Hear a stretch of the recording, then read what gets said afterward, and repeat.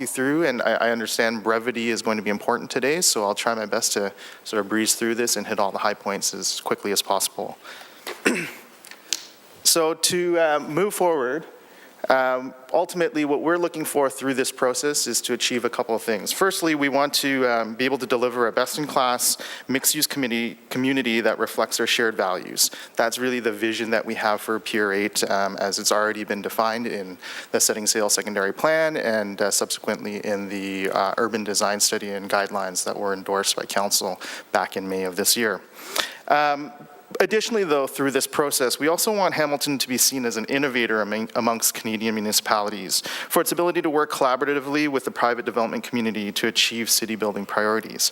And I'd like to break down this statement really quickly just to highlight the touchstones of success that we'd like to be turning towards as we move through this process.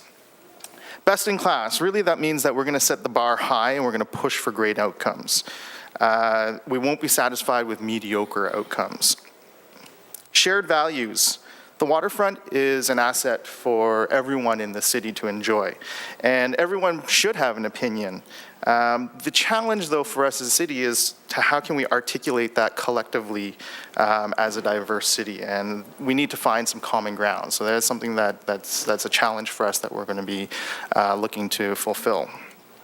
As an innovator, we want to be seen as an innovator. Now, we've actually been going through a process in the last few months of talking to some of our peer municipalities and other public bodies who have gone through similar processes. City of Victoria with their Dockside Green Lands, City of Vancouver with the Southeast Falls Creek, Olympic Village Lands, Toronto Community Housing, Waterfront Toronto, Canada Lands Corporation, and so on. And what's nice about that, having done that, is we know that we're not reinventing the wheel. There are best practices out there. So we can follow that. But what a lot of them have said to us is they said, well, look, no one's figured out the magic formula. There is no simple magic formula. There's variations for every single situation, and there's room for improvement out there. And so now that they all know that we're going through this process, they said they're going to be watching us and looking to us to see what kind of new tricks and techniques that we can come up with that might be able to really push the envelope in how this is done in Canada and really around the world. So this is our chance to really be an innovator amongst Canadian municipalities. The word collaboratively is important here because, you know, what we're ultimately looking for through this process, through this solicitation process, is actually to find a partner or a set of partners that we're going to be working with. This is a relationship that we're trying to procure first and foremost, because the success of that relationship is ultimately going to determine the success of the end product that we get on Pier 8. And so being able to work collaboratively, it will be an important piece of this. And lastly, city building priorities. This is our opportunity to not just look at Pier 8 as a piece of development land, but really an opportunity for us to do something great in this city that you know, we'll have to think about how we want to be seen by the rest of the world by what we do on Pier 8. So this is a real opportunity to build the city of Hamilton. Now, getting there really just it involves four pieces, and it's four sort of phases of an approach. The first is to be able to articulate what it is that we want in terms of desired outcomes. Now, in today's investment environment, asking developers to deliver on targets for value-add elements isn't necessarily detrimental to a deal. But what is detrimental is having a lack of clarity or being ambiguous about what it is that we want. So we can turn to the development community and say, we want certain things, but we have to be able to say it with confidence and with as much as possible with a singular voice. Secondly, what we need to do is actually work through a solicitation process, and that's really primarily what we're here to talk about today. How we actually come to the marketplace is going to be important in the sense that we have to be able to run a process that balances our needs to get the things that we want and desire as a community, but to also not alienate or frustrate the industry players who are going to be able to come forward with solutions for us. Thirdly, ultimately, what it is that we ask prospective bidders to respond to, the issues that we ask them to address in their proposals, as well as how we're going to evaluate those proposals is a key part of getting what it is that we want out of this entire process. And lastly, as I mentioned before, this is a relationship that we're talking about. And as a relationship, we foresee that the full build-out of Pier 8 ultimately could take several years, maybe more than a decade, perhaps. And so this is a real long-term relationship. This isn't just a quick transactional relationship. This is a partnership, as I've referred to it as. Maybe not a legal, formal corporate partnership, but definitely a long-term relationship. And what we ultimately need to be able to do is establish some ground rules as to how that relationship will work. Because inevitably, over time, over a length of 5, 10 plus years, things are going to change. Technology changes, economics changes, politics changes, and ultimately that change is inevitable. And what we need is a set of ground rules with our partner or partners so that we understand how we're going to actually react to that change and ensure that our mutually vested interests are taken care of and that we can respond to that change. So this up here is getting sort of towards the solicitation process itself. What we call a possible solicitation process, and you'll see the asterisk there. The asterisk is there is because technically we haven't obviously brought this forward as a recommendation to council yet for endorsement and approval, but in our discussions with our peer municipalities and other public bodies, we have recognized that these are built on best practices. As I said, we're not reinventing the wheel. What still though remains to be figured out in the coming weeks and months before we come with a formal recommendation are some of the nuances that affect our particular situation at Pier 8. Now, I won't go into heavy detail on this, but really what you see up there is 3 stages. The first stage is a pre-qualification stage. That's really about asking interested bidders who they are, who they work with, what they've done in the past, what their track record looks like, references, and I think also very importantly what their financial capacity is to be able to deliver on this project. And that through our conversations with our peers has been a very critical piece of advice that everyone had said. Make sure that you know who it is that you're going to be working with and make sure that they're able to step up in terms of capacity corporately, but also capacity financially. The next stage, what we do is, so after the pre-qualification stage, that ultimately turns into a short list. And that short list, we don't know the exact number, but you want to limit it to a certain number that ensures that those who have been shortlisted feel like they have decent odds of being able to win this deal, because the next phase, which is the RFP stage, request for proposals, requires a lot more resources, time, and financial costs for submitting a bid, so they want to know that they have good odds. In that proposal stage, that's when we really zero in on what their proposal is, their concept is, how they plan to deliver what they say they're going to deliver, marketing rationale, so on and so forth, as well as their proposal for how the governance of the relationship would work. Lastly, you see a negotiation phase. That would ultimately, after the RFP phase, what we'd do is we'd be able to narrow down to 1, possibly 2 finalists, and then we would move forward with a negotiation process with those finalists to ultimately come to final deal terms that will result in a transaction, agreement of purchase and sale, as well as development agreement and any other agreements that contractually we'd like to enter into with the final winning proponent. So this is the process, how it lays out a little bit more as a sequential timeline, and in terms of practicality, how that interacts with our need for procedure here within the city. As you can see, so the red dots are ultimately milestones in the process. So some of those milestones are the RFP release, the RFQ release, the shortlisting, and things like that. The critical one, I think, for members of this subcommittee to look at is the stars. So the stars are actually the points where council will be coming to council ultimately for approval and endorsement. You can notice a couple of things. Oh, sorry, and the third thing to note are the green shaded areas. So those shaded areas are areas where we are interacting with members of the public, members of the industry itself, the development industry, as well as among staff and subcommittees such as this. And also we've been doing some one-on-ones with councillors as well as to get some of their feedback. The thing that you'll probably be interested to note is you'll see the 1 star, the first star at the top. That's actually a point that we've already passed. That was the endorsement of the urban design study. The next one that's upcoming is, as I said, around Q4 of this year is our current target, is to actually come to council with a formal recommendation for how we'll run this entire solicitation process. From there, you'll see that there's quite a bit of time before, right near the bottom, you'll see the next time that we formally come to council. Now, the reason for that is twofold. Firstly, there's integrity of the process. It's, of course, going to have to be an open, transparent sort of market process. And ultimately, there's going to be a lot of scrutiny to ensure that once the process has been approved by council, up at that second star, members of both of the public, but also those who are prospective participants in the process will want to know that the process then can't be changed, altered, or circumvented from there until they actually reach through the end of all the steps that have been proposed. The other piece for that is ultimately the developers who will potentially want to be bidding on this, they want to know that there aren't opportunities where the city can just change its mind throughout the process, because of course, as I had mentioned, there's a certain amount of risk that they're taking on to participate in the process.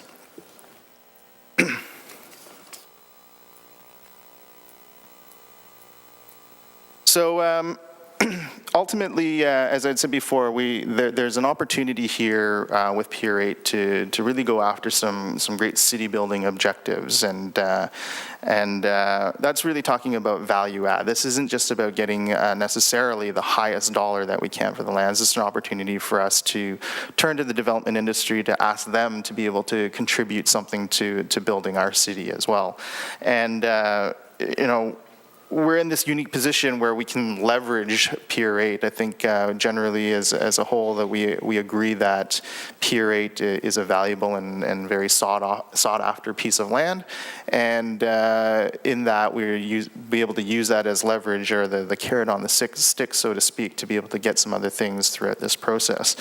You know, ultimately what we want to be able to do is, as I said, run a process that has a lot of clarity and articulation as to what it is that we're seeking. I had said that the first principle that we have to really be able to stick with is ultimately having clarity and articulation of what it is that we want as a desired outcome for the city. And I think that's an important term. That's something that we've been really focusing on in our conversations with the public and amongst ourselves and with members of council, which is focusing on outcomes instead of tactics. It's really easy for us to sometimes think that, oh, well, you know, what we can do is we can just prescribe or mandate that the developer or the winning proponent shall do this or shall do that. But there are a few pitfalls that come with that approach, namely one being that if you ask explicitly for a number of things, then you end up with just that and nothing else.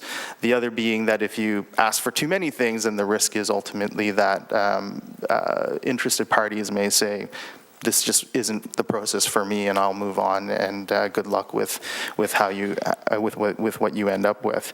And ultimately, though, if we're able to articulate the outcomes that we want through this process rather than just the tactics, then we have a much better chance of being able to turn to the development community and ask them to contribute their sort of innovative ideas to be able to address any number of things. As you see the list up there, I won't get into them step by step, but there's a lot of things that we could ask for. And the idea is, and you'll hear this a lot as we talk about this process, is sort of striking that balance and flexibility in a process so that you allow for creativity to come through and be able to also elicit creative responses to the challenges that we bring forward or that we present. As I said before, the pre-qualification stage really is our ability to be able to focus in on those prospective bidders who actually can prove that they've done this type of thing in the past. And I think that's sort of, this reiterates why going through a pre-qualification stage is important to this process. Now, as I've said, there's best practices that we've built our process on so far to date, but there's still a lot of questions that still need to be answered, a lot of decisions that need to be made, many of which are nuanced specifically to our Pier 8 and specifically to the City of Hamilton and specifically to this particular project. Once again, I won't go through all of this for the sake of brevity, but you can see there's a number of procedural elements that we still have to work through and think through, and there's a number of bid response variables that we'll also have to think through as well. To go through that process, we've been working with different corporate departments like Public Works, Finance and Procurement, Clerks and Records for the Freedom of Information Office, as well as outside consultants through public consultation, as well as market industry feedback, as I've mentioned before. The community input that we've been garnering through the summer months, we've been working through a number of workshops, consultation workshops, where members of the community get to have a little bit of input and influence into both the solicitation process itself, as well as what I mentioned before, the defining of our desired outcomes, and ultimately that flows through to how and the content of what our evaluation criteria will ultimately look like, as well as we've been running that in conjunction with our regular awareness campaign through engagement booths at community events throughout the city. So we encourage members of council and anyone else who's present to spread the word and make sure that people show up to these things and give their input. The workshops themselves are actually done as a structured, guided questionnaire survey. And therefore, the more people who participate, the more reliable and water that the final results will hold. So we're hopeful to get a great turnout for these.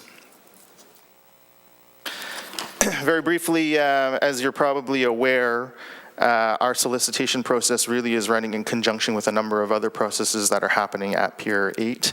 The top three, the first three that you see up here, rezoning and subdivision application and the eventual site servicing, is all being handled by the Waterfront Development Office and is currently in the pipeline right now, so to speak.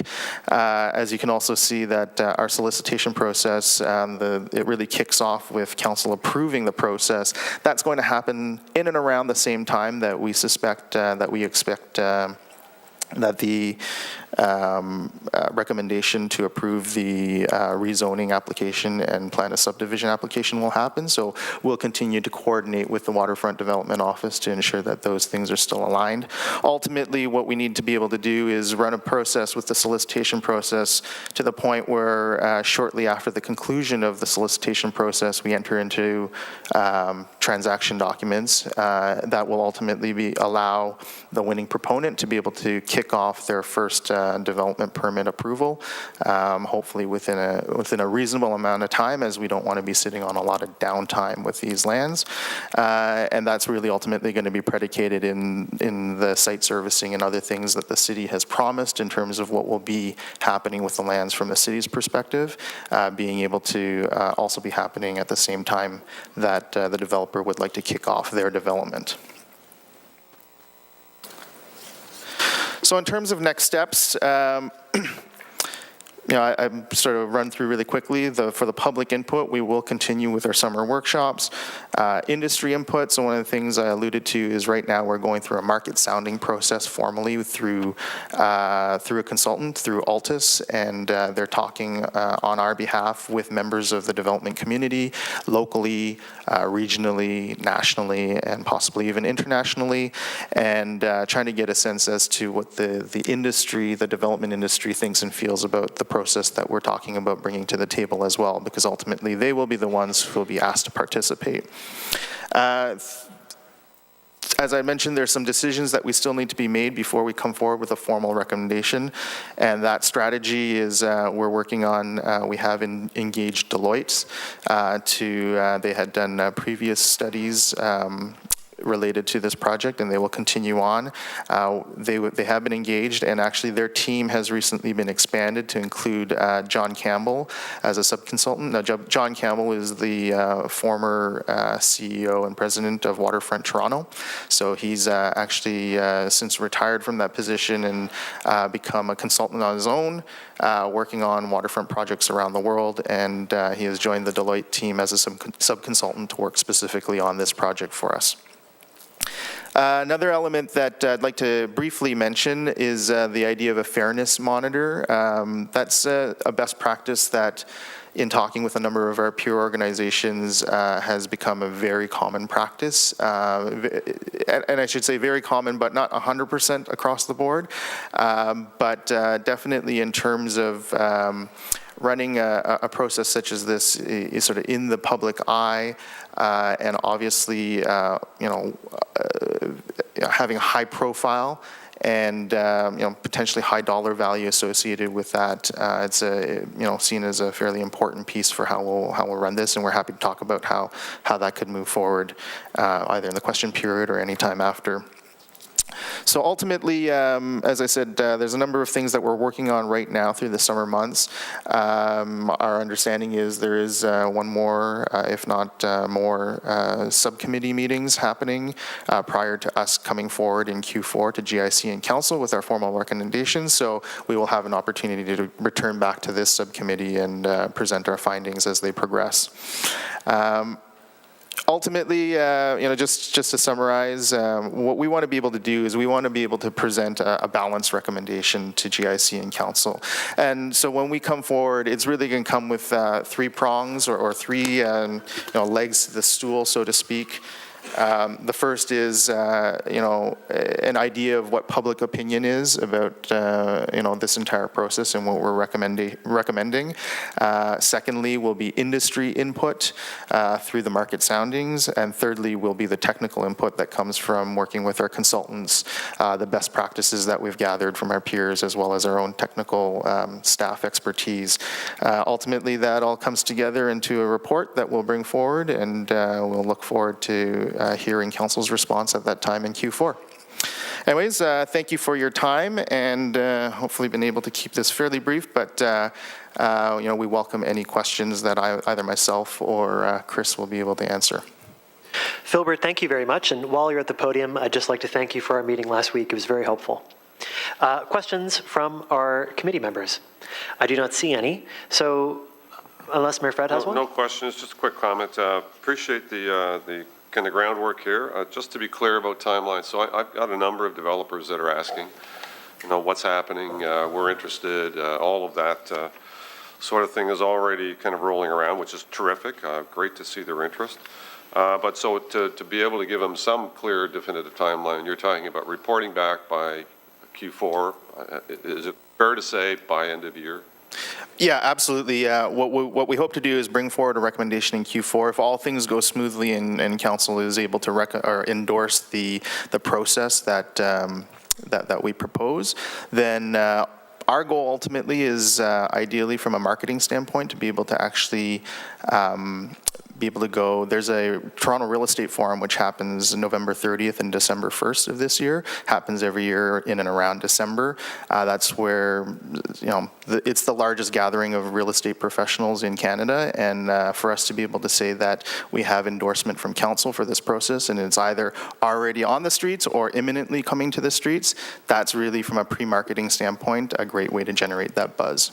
Okay, so again, reasonable to expect that before the end of the year, we're going to have an approved, or hopefully before Council, and an approved process in terms of how we're going to evolve the solicitation. Yes. Okay, fantastic. Thank you very much. Great report, and great compliments to our staff. It's moving along expeditiously, which is fantastic.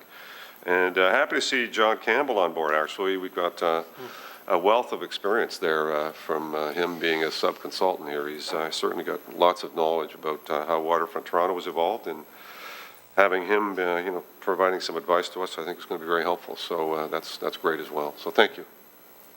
Thank you very much. Seeing no further questions, I will accept Mayor Fred's motion to receive the presentation, which is seconded by Councillor Farr. All in favor? Carried.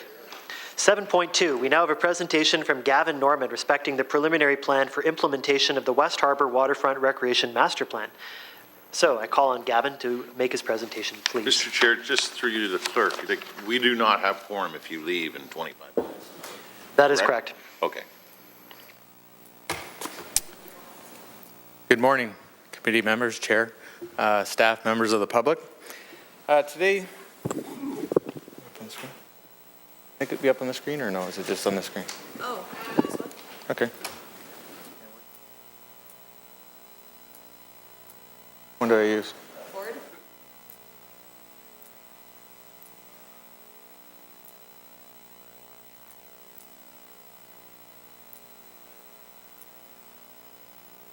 Anyway, we'll get started here. Today I'll be providing you an overview of the work staff have been doing behind the scenes in response to committee and council's interest in expediting the public realm elements of the West Harbour redevelopment plan.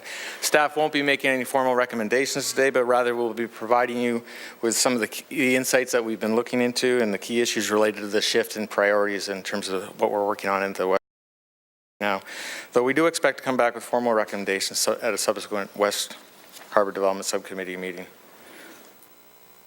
So this first slide is what council direction approved on June 8th. Of importance in the discussion at hand this morning is the report on the progress staff is making in the last two items. Specifically, that staff be directed to consult with the Hamilton Waterfront Trust for development plans for Piers 5 to 7, and that staff be directed to report to the West Harbour Development Subcommittee with a proposal to increase staffing resources for the Waterfront Development Office so that the West Harbour Waterfront Recreation Master Plan can be implemented.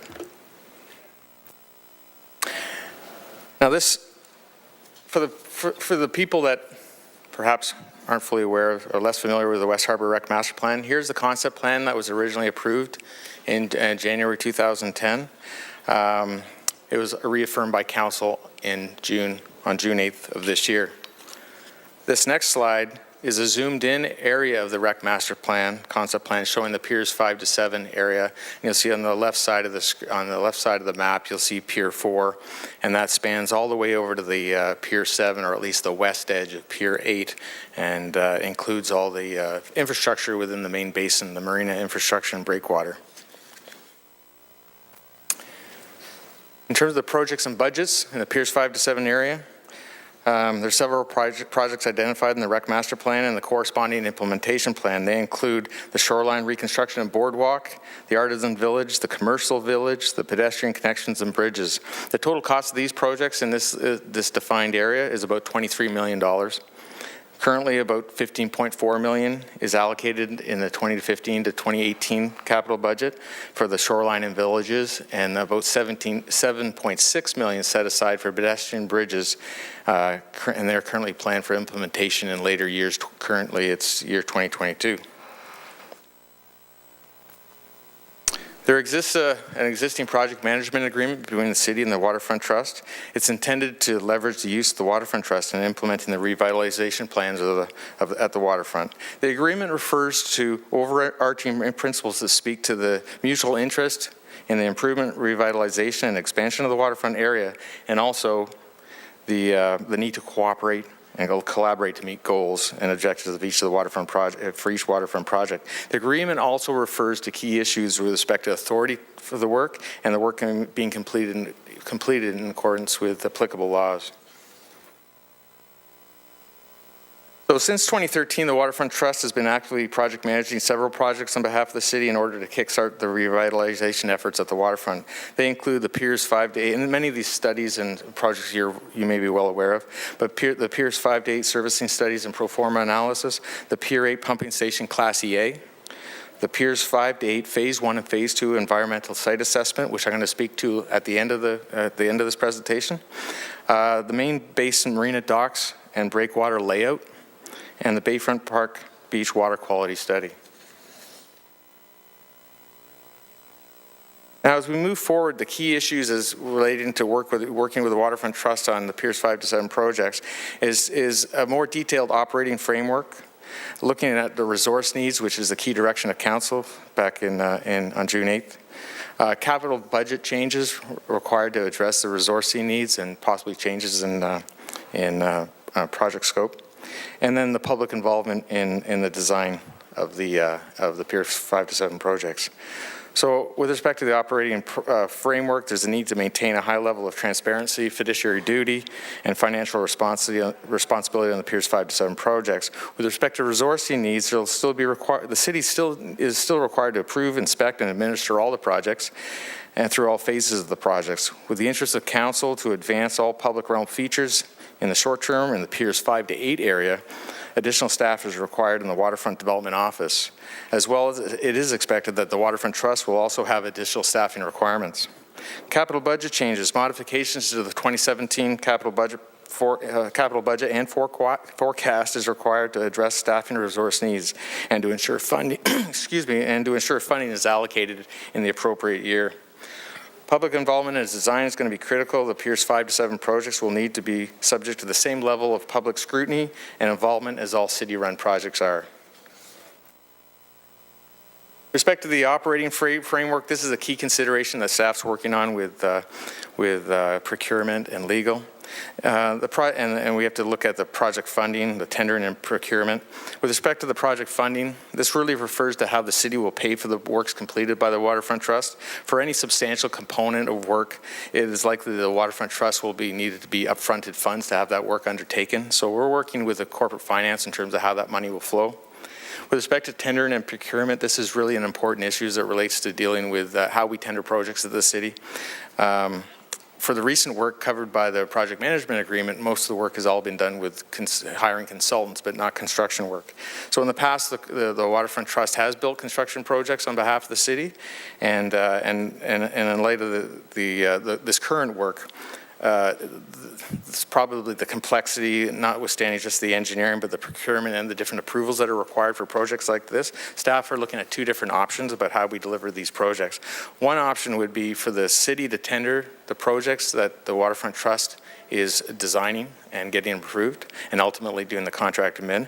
And the other would be that the Waterfront Trust would actually tender the projects and using a city standard form development agreement, which would be similar to how growth management and at city up in planning and economic development administer development projects. So there's two different approaches. So the city tender the Waterfront Trust projects on Piers 5 to 7, or the Waterfront Trust tenders the projects on 5 to 7. So we're in discussions with the Waterfront Trust on how that can be delivered. We're also talking with legal and procurement in terms of making sure we're covering off issues related to the existing project manager agreement, there are existing development agreements, and how we build construction projects in that regard with outside. In this case, the Waterfront Trust would be an agent of the city, but in often cases in the development world, we have developers building roads and pumping stations on the city's behalf too. So this is very similar to that. Project documentation and oversight is a really key issue. Given the project scope, complexity, and costs, project documentation and oversight, that is making sure the city is getting what it's paying for, it will be critical for approvals, contract admin, inspection, payments, final acceptance. Using a similar process to that used by growth management to process development projects would be an ideal tool, and in a way where it's not only in terms of approvals, but tracking and monitoring, and ultimately being subject to auditing through our corporate process. We think this would be an excellent way to deliver these projects. Regardless, what we're talking about today in terms of these two options, at some point we'll be conferring with senior staff in legal, procurement, and public works, and come back to you with a recommendation on how we think it should be delivered. Resourcing needs. This is a key feature of what direction was given to us on June 8th. It's going to be a critical piece of expediting the public realm projects at the waterfront, and of course, with the intention of the Waterfront Trust taking over a larger role in delivery of the projects, then staff and resources will also be a concern, not only to the city, but also the Waterfront Trust. Werner will follow my presentation. We'll be providing you some insights on how the Waterfront Trust intend to deliver their projects. And again, staff's recommendation to council on this issue will include the Waterfront Trust resources needs proposal, as it will have a financial impact on ultimately the way the projects are delivered. Again, the capital budget, changes to the capital budget will be made during the 2017 process to reflect council's approval of a proposal to increase the staffing resources. but also to reflect any staff and requirements that are approved as part of the resources needs proposal put forward by the Waterfront Trust. Adjustments may also be made to advance into the budget to make sure that the money's in the proper allocated year to make sure we can deliver it in an expedited way. And what I mean by that, we've got lots of money set up in large chunks in, say, 2018, but we may need to adjust the capital budget to advance some of that money in 2017 to ensure we're getting the design completed on time. Public involvement is a critical component of anything at the West Harbour. I think we're all aware of that. For any of the public realm projects, it's going to become more and more critical. We've already got a tried and true process for how we deliver public realm projects at the city through our landscape architecture services section. So we intend to follow that same type of process in terms of how we deliver projects there and working with the public, but at the same time, we'll be doing it through the same strategy that we're using, the communication strategy that we're employing at West Harbour and, down at 294 James. Ultimately, the projects in terms of how they're delivered are expected to be, it will be the responsibility of the Waterfront Trust in terms of how they engage with the public and making sure we're getting those, the interactive feedback from the public and whatnot, and coming up with a plan that we ultimately implement. Now that is it for my presentation. What I did say earlier, I mentioned that I was going to give you an update or speak to the environmental work we're doing. There's a phase 1 and phase 2 environmental site assessment I mentioned in one of the projects that the Waterfront Trust has been working with the city on the last couple of years. The update, we're going to be providing an information update in writing to committee at a future date, but just to advise committee today, that originally when we started the environmental work down on Piers 5 to 8, we had seed money essentially to get started looking at completed the phase 1 and phase 2.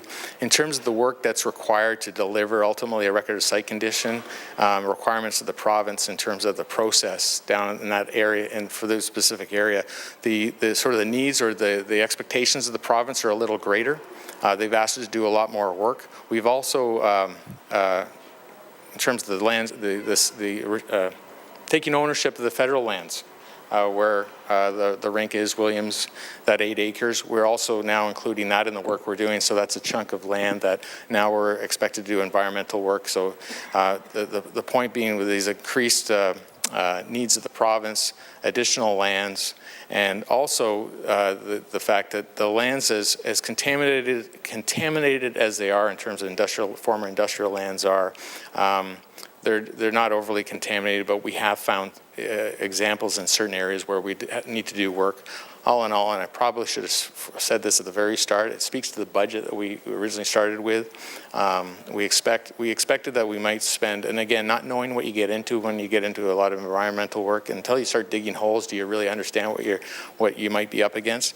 We were probably we could ultimately, with remediation, be spending up to $2 million getting the lands prepped and ready for development, and that's significantly more than it was expected. But again, we expect to come back to committee to provide a more concise information update on that issue alone. And again, that's one of the projects that the Waterfront Trust is managing on the city's behalf. Again, a lot of this work is kind of the unplanned but expected type of things that can happen. So nothing's gone off the rails in that regard. It's more money than we expected to spend, but again, we're being asked to do more by the province, so there's no getting around that. We've got 8 acres of more land to assess and ultimately to deliver that in terms of the council's goal in redevelopment of the waterfront. It's going to cost a bit more money than expected.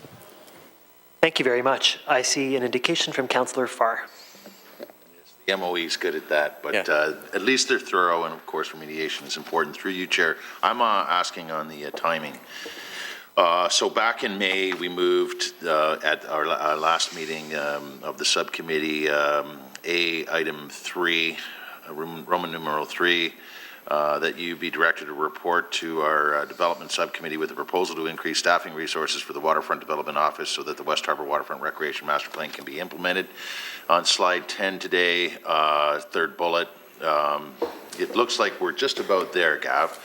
It's assumed that both the HWT and the city will need additional in-house staff to expedite. We don't quite have the number yet, what we're looking for, but basically what we're saying today with respect to the project management side of things, and ultimately reflecting a mandate from January 2015 of Council with the Waterfront Trust in project management in the West Harbour. How close are we, through you, Chair, to just getting the ball rolling? I know we're going to hear, as a board member of the Waterfront Trust, and sort of foreshadowing in a few moments from our executive director, that on the Waterfront Trust side, we're ready tomorrow. We're good to go. There's other good things we're going to hear too, I'm sure. But how soon can we get moving? Through the chair, I think we're almost there. The reality is it's the tight summer months and trying to get to this date where that's why we're giving you an update of the work we're doing behind the scenes. But we're very close. I've been meeting with Werner at least a couple times already, talking about how the plan can work in delivering and making sure we make this make sense as we go. So a lot of the budget's already set up. So going through the 2017 process, we'll make changes as required. The expectation is that we'll come back with recommendation to this committee if it's the next, I don't know, do we have a date set for the next West Development Subcommittee? I don't know, but at that next meeting, we'll be making recommendations exactly how the operating agreement will work in terms of how the projects get delivered and procured. That's a key issue.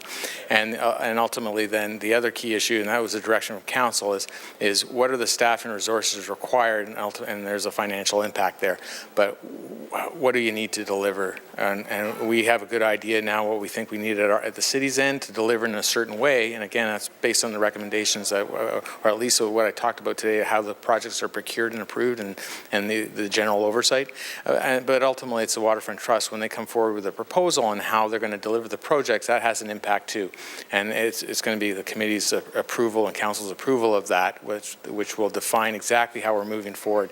It doesn't mean that things can't get rolling in the meantime, because the fact is there's lots of work to be done in terms of the terms of reference for issuing design of a particular project. So a lot of those things need to get going right away, and we can fine tune the details on the delivery and whatnot as we go in the next month or two. So, Mr. Chair, thanks, Gavin, and thanks to you and Chris Phillips for the follow-up motions. And to your slides today, that staff be directed, this is what I'll move following, I think, the Waterfront Trust motion, a brief presentation, that staff be directed to formalize an operating protocol with the Hamilton Waterfront Trust for the planning, design, and implementation of the City of Hamilton's public realm projects, Piers 5 through 7, based on the terms and conditions of the existing project management agreement dated January 7th, 2015, which I referenced, between the City of Hamilton and Hamilton Waterfront Trust. I know you're good with that, so can I amend or add to this motion that and that staff be requested to report back at our next subcommittee? You'll be comfortable with that timeline? Through the chair, yes. Okay, thanks, Gavin. I'll do that. And then I'll have another one, Mr. Chair, that staff be directed to update the 2017 capital budget submissions. This is a formality from the finance side of things. And the future budget forecast as required to reflect the accelerated cash flow requirements for the Pier 5 through 7 and Pier 8 public realm projects, and as Gavin alluded to. Thank you very much. So Mayor Fred, do you have any questions? Seeing none. Colleagues, I am very sorry. I have a family obligation that requires me to leave this room at 11 a.m. I'm wondering if we can do some stuff now that needs doing before we move on to the final presentation, which probably I will have to leave in the middle of. So in other words, what I'm proposing is we do Councillor Farr's motions and 12.1, which is our closed session minutes approval, which seems relevant and appropriate given what we've just heard. So Madam Clerk, unless you have any concerns, that's what I'll propose. Can we just have the motion now then, Madam Clerk? I'll ask Councillor Farr to propose his motions.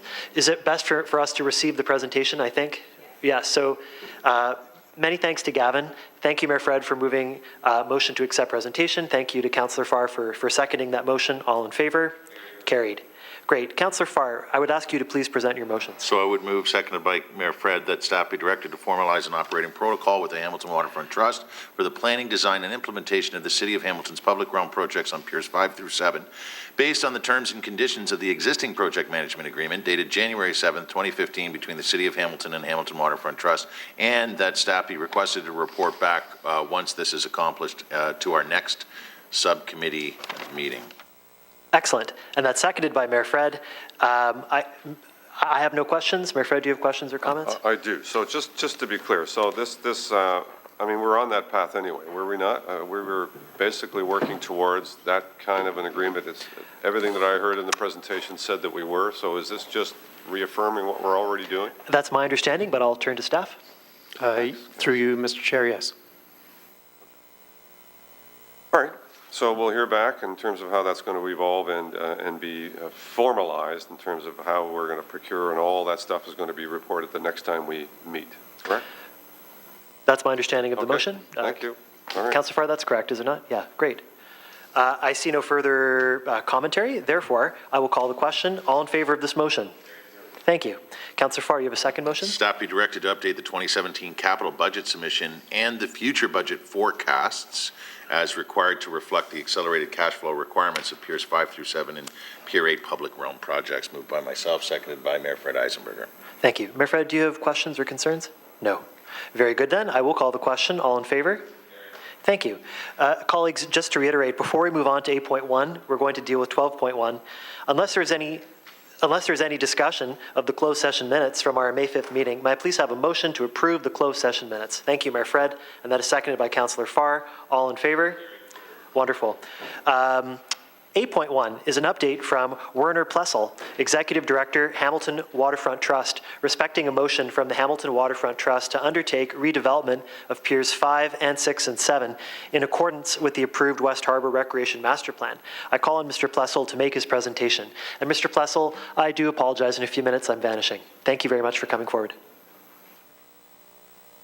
And at that juncture, Councillor Farr, we won't have quorum, but if you could become titular chair, that would be handy. Thank you. Please, Mr. Plessel. Thank you, Mr. Chairman, members of the committee, staff, and audience. Thank you for giving me the opportunity to briefly present today. So I'm going to be real quick. This is the plan that Gavin referred to, and the central section is Piers 5 to 7. To date, the Hamilton Waterfront Trust, over the last 14 years, has built about $22 million worth of projects, where over the last 14 years, that's about 26 projects, anywhere from 10 to 15,000 to $3 to $4 million for the bigger ones. We worked with the design team, and that included myself, Rick Martin, Chris Firth-Egan, and Eric Hess. We did about 90% of the design of those projects. In terms of the waterfront, we'd like to put this team back together, and we would do a smaller portion. Instead of 90%, we would maybe do 50%, 60%, and we would retain consultants who have expertise in areas that would assist in this project. And again, all this work would be in conjunction with the city staff at the waterfront office. I'm going to quickly go through these slides, but these just basically, the first thing we deal with is functional design. Council ratified the waterfront master plan that was prepared about 8 years ago. So that's the plan we're going to work with. We'll work with the detailed design of this, and once 80% of the details are done, we look at a public meeting to have the public look at it. They've already approved the overall plan or had input to it, but once the details, where all the benches are going, where lights are going, where things are going, people want to know how that's coming together. This is one of the renderings that was part of the master plan that the city approved. This gives you a view of the James Street slip, kind of in the middle, and Piers 5 and 6. And a very important component to all waterfront projects is fish habitat and access by the public.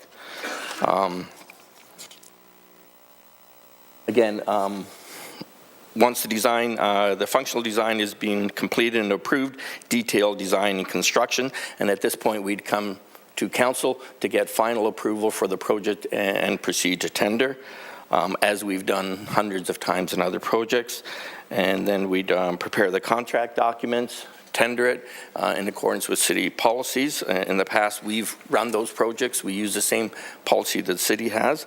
And then finally, after the contract's award, we deal with the construction phase. And when do we start? We can start tomorrow. I've talked to the people involved in the team.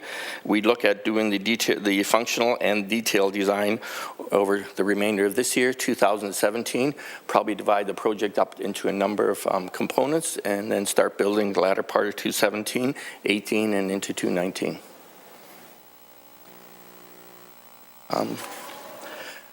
Finished waterfront, most of you have seen this, Vancouver, very public place, a destination for everybody in Canada and throughout the world. And that's what we want to do, is create a waterfront they're all proud of and we want to visit. Thank you. Thank you very much. Questions and comments from our committee members? Councillor Fire. More of a comment, but it could require some follow-up by our Executive Director of the Hamilton Waterfront Trust. Mr. Chairman, I'll be very brief. We moved a motion recently. Actually, we moved 2 motions recently, and so to offer perspective from the Board of Directors of the Hamilton Waterfront Trust on the presentation here today, where clearly we see a grinning ear-to-ear Werner Plussel, who's really in his wheelhouse with project management, and certainly has shown consistently over many, many years what he's capable of, just him as a person, let alone the team that he assembles. But we moved, just so you know, we're all on the same page, the Board of Directors, that we reference our when we established November 24th, 2000, we reference our strategic plan. I won't get into all of it, but it's about our mandate and reinforcing that mandate from November 24th, 2000.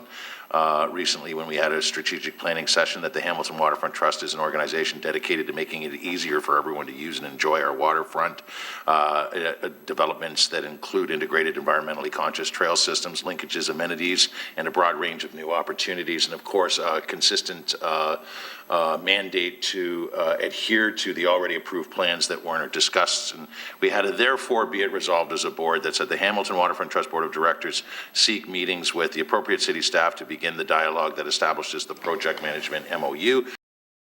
What we moved here today, and that the dialogue, that the executive director report back to us. So we have already established as a board what we've established here today. So we're all on the same page as a board and as a subcommittee and ultimately a council.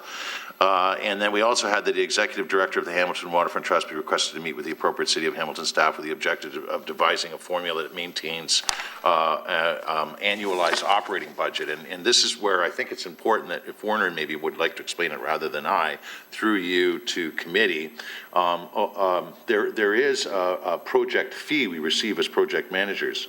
And we are currently receiving them, I think, on 3 different projects. Is that correct? Yes, on the waterfront-related projects, it's 10%. In addition, we are operating the ice rink, indoor and ice rink on behalf of the city. To explain very briefly through the chair how the project management fee translates to us managing the current and then the future, I would suspect, amenities, and ultimately fulfilling that mandate of showing people a real good time, whether they're from the city or not, when they come down to the Hamilton's growing and in vitality waterfront. Okay, as you through the chair, as you indicated, some of the projects are capital projects where the fee is, or the management fee is 10%. So if it's $1 million, there's 10% for that project that comes to the Waterfront Trust. Independent of that, the trust operates a number of businesses, amenities for the public, the trolley, the ice rink, which is owned by the city, and summer and winter use. We've got a stage there. We have music in the waterfront, ice cream shop, and things like that. So the ones that the city owns and operates, which is the ice rink, the city pays for the operation of it, and we get a management fee. The business units, the Waterfront Trust operates for the public, and we try to make a profit at those in order to cover our overhead and operating costs. And one of the ones that has consistently lost money, but it's a great attraction for the public, is the Waterfront Trolley. So from an operational standpoint with the Waterfront Trust, project management assists to a great capacity in just maintaining and building on the resources that we provide to the public, the amenities, the recreational and otherwise. Thank you, Werner. Great presentation. Looking forward to the next meeting. Thank you, Councillor Farr. Mayor Fred. So thank you, Werner. Thank you. Good to see you. And great fan of what the Waterfront Trust has done for our waterfront to date, as you well know, and certainly a fan of the folks that you're talking about, although I know that Chris Firthegland is currently engaged at the Conservation Authority. Is he planning a change, or? Yes, he is. Oh, is he? Within the year. Oh, okay. All right. Didn't know that. So bottom line for me, just to our staff, I mean, I want to be sure that we are delivering this very important waterfront development in a cost-effective, efficient, open and transparent way. And I'm sure that's going to be part of your assessment process as you determine how we're going to roll this out. So, you know, what I heard earlier in the presentation is maybe we tender and then hand it over, or they tender and do it on our behalf. Those are yet to be determined. So we're not saying here today this is a lock. What we're saying here today is we're going to have a discussion with the trust in terms of how we can roll this out. Is that correct? To staff. Through the chair, those are the two options I discussed exactly as you referred to them, Mr. Mayor. I would say they're not a lock only because we want to confer with senior staff. The work we've been doing at a staff level to make sure we're covering off the bases, working with legal, getting feedback from procurement on the way we deliver projects today in terms of the oversight. It's and the complexity of these particular projects. We're not talking about, you know, small numbers here. We're talking up to $23 million. So again, we're making sure, like, the project management agreements is a great tool to date, but making sure we deliver the projects in a way that are similar and that could withstand the same scrutiny as the way we deliver other projects in different ways across the city is the same way it should be done here. And we want to make sure. So there's no reason why the Waterfront Trust can't tender projects on the city's behalf. It's just making sure that the I's are dotted and the T's are crossed in terms of how we do that. So we're saying today that there's two options, and we'll come back with a recommendation on the best way to do it. And today we're not saying one is particularly better than the other. Okay. Both have their implications. Mayor Fred? Good to know, because I mean, I just want to make sure that we're covering off everything that we need to cover off. So you know what, and again, not to discredit the trust at all. I mean, they've got expertise as well. But this is a big project, so we need to make sure that we're delivering cost effectively and openly and transparently the project that I think people expect us to deliver. And I have no doubt that there's a capability here, but we need to be sure that this is going to be an enduring, and this is probably going to take how many years? One's guesstimate to kind of bring it to fruition? Through the chair, I think the idea is to expedite these projects now. So the now really in terms of getting things in the ground, I think Werner's presentation showed that, is getting in the ground in 2018 through 2019 to get these projects started. But the reality is ultimately the complexity of some of these projects and perhaps getting the approvals, because it's not just the city approving. We've got the Conservation Authority. We might have the MNR. We might have Fisheries and Oceans. At some point, getting those approvals might take longer depending on what's being proposed, but again, it's now 2018, 2019. If it goes longer in terms of the way the capital budget's approved in terms of funding the projects, then Right. So again, I'll just repeat. So you know, I'm hoping that we are creating a streamlined process as opposed to a multi-layered process here. Right. So I'm trying to be very diplomatic here, but by saying that are we creating a two levels you know, structural system to implement these projects, or are we creating a integrated seamless collaborative process that is going to work for us efficiently and effectively? Comments? I guess that's a rhetorical question. You don't have to answer that today, but that's my point. I'm sure the feedback has been heard. And I have no doubt that can be worked out, but I want to be sure that that's where we're going, so that we're not just doing this because this is the best way to deliver this project. Would staff like to respond? If not, we'll assume that the feedback has been heard, and we'll look forward to your comments in the future. I don't see a great appetite for response, so I'll take that as an answer. Great. I don't see any further indications from my colleagues on the committee. Therefore, I think I will accept Councillor Farr's motion to be put on the floor for acceptance of this presentation. It is seconded by Mayor Fred. All in favor? Thank you so much. This is very encouraging and wonderful. And just quickly, in response to Mayor Fred's query, re Christopher Thiegland, as a member of the Hamilton Conservation Authority Board, I know that we as a board are endeavoring to keep Chris and stretch out the time that he will serve as leader, CEO at Conservation Authority, but he has clearly indicated to the board that he will be moving on. So the good news is our waterfront will benefit from his future service. So good and reassuring. Thank you very much. That is that. I believe our only remaining business is adjournment. So therefore, I accept Mayor Fred's motion for adjournment, which is seconded by Councillor Farr. All in favor? Carried. Thank you very much. We'll see you next time. Bye-bye.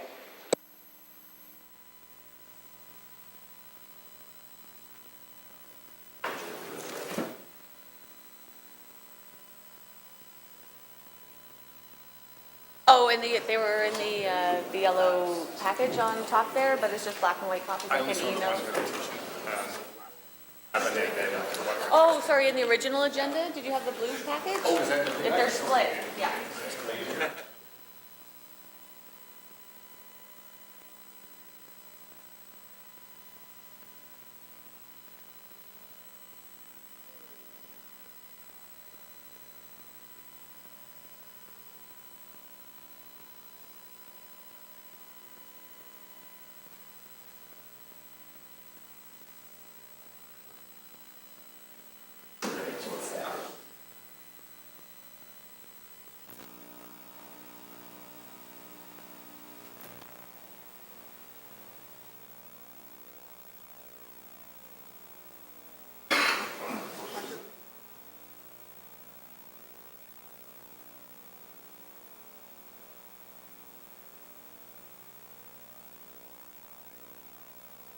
Buggy on vacation.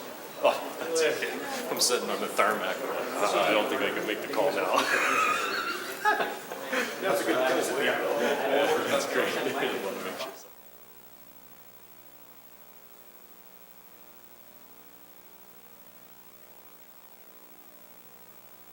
Tiny plane from Detroit to Toronto. Anyways, see you. Talk to you soon.